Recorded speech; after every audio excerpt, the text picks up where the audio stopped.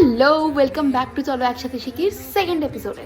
আজ কিন্তু খুব ইম্পর্টেন্ট। তোমরা নিশ্চয়ই এরকম টাসেল দেখেছো, প্রত্যেকটা হ্যান্ডমেড জুয়েলারির পিছনে অ্যাজ আ টাসেল হিসেবে এগুলো ইউজ করা হয়, আর এগুলো পার পিস কিনতেও পাওয়া যায়। কিন্তু আমি এগুলো বাড়িতেই বানাই, তো চলো একসাথে বানাই। এরকম কিছু সুতো নেবো, তোমরা সেখানে ডলি সুতোও ব্যবহার করতে পারো। এই সুতোটা আমি একটা লোকাল মার্কেট থেকে কিনেছি। এরকম ভাবে দু হাত মাপবো, এরকম করে করে আমি 12 বার গুনবো। তোমরা যে কোনো একটা জায়গায় বেঁধে নিও, বেঁধে নিয়ে এরকম টাইট হয়ে গেলে তারপরে তোমরা এটাকে মোড়াবে।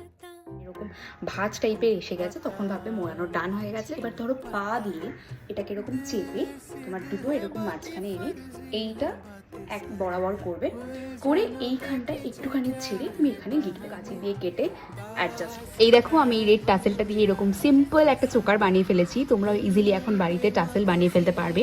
আর এরকম হ্যান্ডমেড জুয়েলারি যদি কেউ পারচেস করতে চাও তাহলে আমাকে কমেন্ট করতে পারো। আরও কালেকশন দেখার জন্য ইনস্টাগ্রাম অ্যাজ ওয়েল অ্যাজ ফেসবুকে ফলো করতে পারো। Stay connected for new episodes. Bye, take care.